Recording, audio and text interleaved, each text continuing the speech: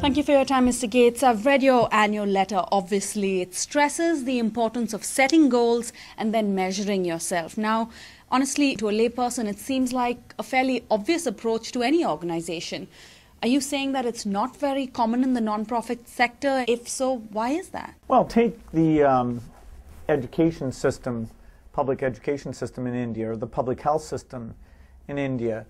Ideally, you'd have indicators down to a very geographic level of showing the quality of the teachers, the quality of the health workers, or the jobs filled, or people showing up, or the supplies there, and that would be published as an ongoing report card. And the fact that that doesn't happen in a very reliable, systemic way is a difference between the private sector and the public sector. Over time, I think that will change. The ability to gather data is much better now than ever before.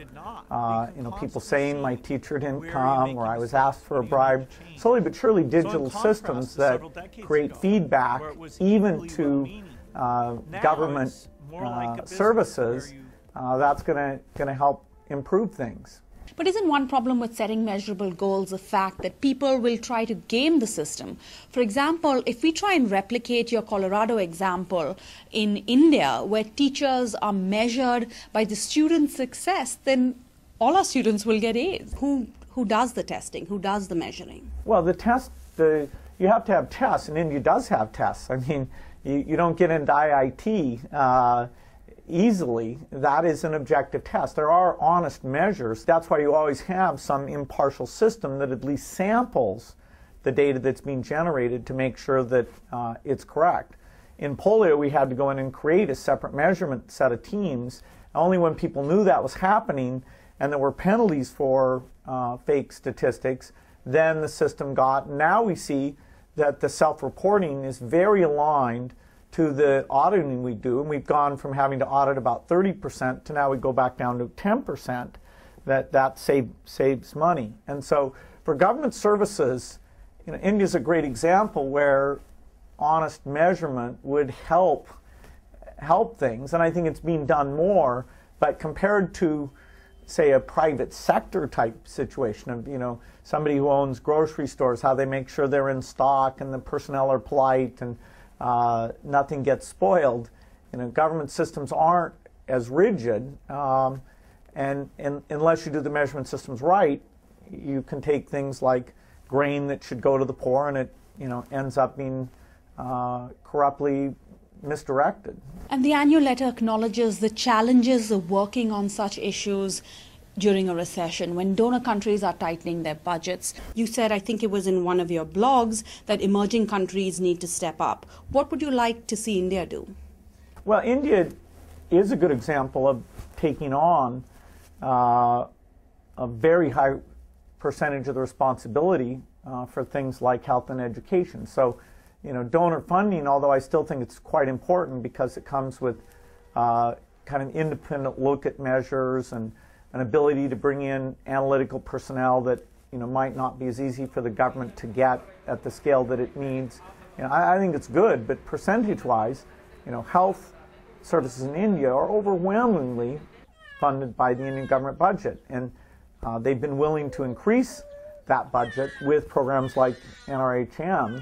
Polio is a case where India funded a very high percentage of the campaigns. It didn't fund some of the surveillance or social marketing, but most of it.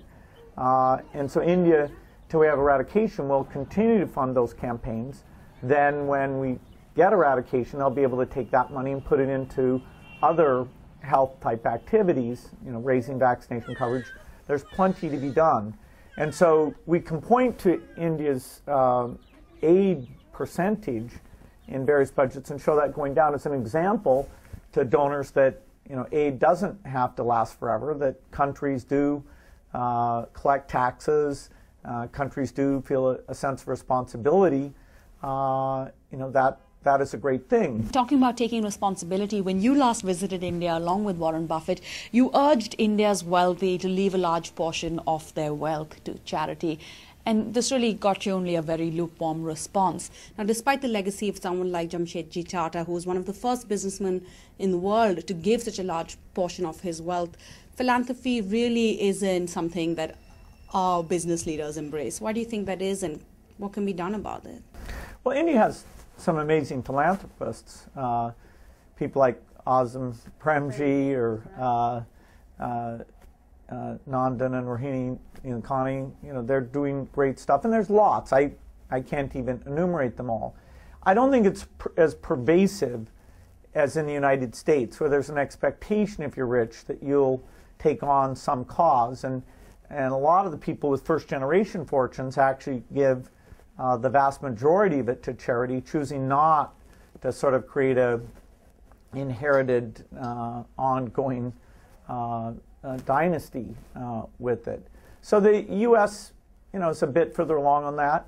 Every country is different. Some people choose to give generously without being so visible about it, and often learning how to give, where you say, okay, what is it that the government's not doing? What can I do that's incremental to that? I think interest in philanthropy is absolutely going up. Everybody who does more, is likely to say how much they're enjoying it and encourage people they know to get involved. So 5 or 10 years from now, it's likely to have grown quite a bit. Do you think instituting something like the estate tax would work? I mean, it has worked in the US. It's certainly a motivating factor. If the government's going to take away your wealth, you may as well give it a charity.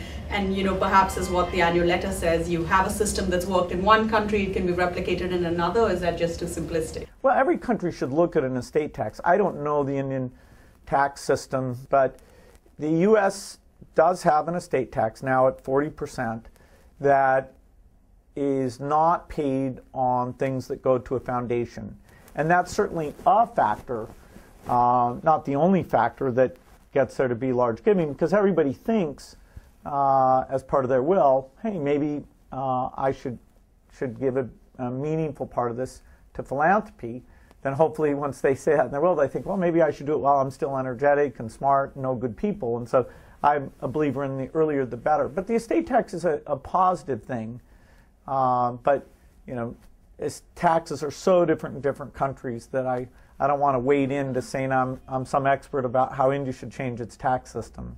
All right, you're certainly an expert on the Pulse Polio program in India. So let's just talk about that. Now, that is the foundation's priority, and you're a few years away from actually eradicating it. You can proudly say that India's had been, for the first time, 1 year free of polio, but there are still 3 spots left, right? And I think that's Nigeria, Afghanistan, and Pakistan. Exactly. How can India's experience be replicated in Afghanistan when you're up against someone or something like the Taliban, which is willing to use violence against polio workers? We've changed tactics. We use permanent vaccinator teams up in Afghanistan, and we tend to have in different areas vaccinator teams that one power group likes, or another team that another power group's like, so they don't feel like they're being infiltrated by people they don't know, they're not familiar with, and so that tactic's been important. Afghanistan is part of the Pakistan epidemic, and right now the hardest challenge is Pakistan, because that's where we've had the most violence, and we have areas like Waziristan that access has been very difficult. But even so, I really believe we can achieve the end here. It would be tragic not to, because it could spread back into India if we don't get it in these 3 countries. And so whether it's the expense or the fear, this is going to be a hard one, and that's why I put more time into polio than any other foundation activity. Well, touch wood, hopefully by 2018 we'll be a polio-free world, and certainly India will be a polio-free world. It's taken up a lot of your time, you've just said. So what will you focus on next? Because you certainly show no signs of slowing down. We have very interesting partnerships, like the pilot programs in Bihar. We're doing some pilot things like a birth checklist in Uttar Pradesh. Of course, the Avahan program, which was a partnership with the government, NACO. Now the government's taking over more and more of that. We have agricultural productivity things that we're doing in India. My wife is very involved with making sure that women who want modern contraception, like implants and injectables, that it's easy for them to go and get those. And so we've had pilot programs in India, and hope to get those up to even greater volume. first 30 days, why does a child die in India? What new tools should be there? A lot of work on that. So we're very committed to, being a partner of the Indian government in these things. Cell phones are starting to be a tool that actually help. People have been talking about that for a long time. Hasn't been very concrete.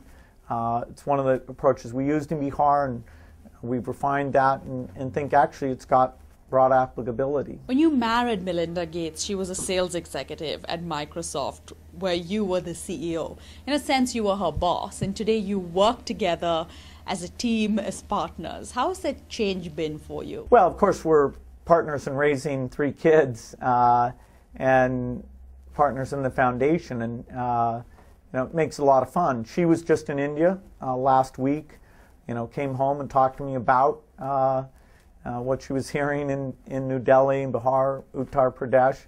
I'll go later this year, and then we get to make trips together. So we kind of get the best of our travel and energies and voice out there for these causes. And she is so articulate about the women's issues. That's not all she works on, but she's made sure that those are very high on our priority, including this contraception push. So it's fun doing it together. One of us can be more cautious when one's being over optimistic, and we can reach out to different partners in a better way. Next week we sit all week in strategy reviews of. We do half of our programs next week, and then a month later we do the other half of our programs. And both she and I will be commenting on how we spend our money, how we're structured. And it's nice to have a partner. I had Steve Ballmer as kind of a partner running Microsoft, and Melinda's sort of the equivalent of that at the foundation. And she visited India, of course, just after the tragic, horrific story of the 23-year-old who was raped and then killed. Did she talk about that? I think the incident was right before she went, and then it was the protests were taking place during that time. And it's certainly an evolution of the country that something horrific like that galvanizes people to think, do we need to change the police? Do we need to change our attitudes towards this? And sadly, I'm sure there'll be additional incidents, but if they start to raise the consciousness, what you want is your sensitivity to these awful things to get ahead of what's going on, and then you more and more deem it unacceptable. It's another thing. It'd be great if we could measure the actual level, but it's very tough to do because even the victims don't choose to come forward, and so that means it's really awful because they somehow feel ashamed where they're guiltless in this thing. So it's a domestic issue, but I think the outrage is a sign of pushing in the right direction. Mr. Gates, one way of looking at how much of a difference you've made is to ask whether if you weren't around, something wouldn't have happened. If you use that test, what are the 2 or the greatest successes of the Gates Foundation? Well, it's hard to do the counterfactual. You say, if we weren't there. I certainly think the world's attention to getting vaccines out to all the children of the world, that we created a group called the Global Alliance for Vaccines, pushed that very hard. It's over 10 years old now and is now getting rotavirus vaccine, pneumococcus vaccine, pentavalent out to lots and lots of children. And you can measure that literally in over 5 million deaths that have been avoided. I think us being a co-founder of the Global Fund that's gone after malaria, tuberculosis, and AIDS, we tend to be the biggest funder of research. So of malaria vaccine, we're the biggest spender. TB vaccine, malaria drugs. We have some new drugs. We have a meningitis A vaccine that was a partnership with Serum Institute that's been now used in India. So I'd say vaccines, vaccine invention, vaccine coverage. Our view that there shouldn't be vaccines that only rich kids get. That's at least accelerated substantially the equity in that area. Thank you so much, Mr. Gates. Thank you. Good to talk to you.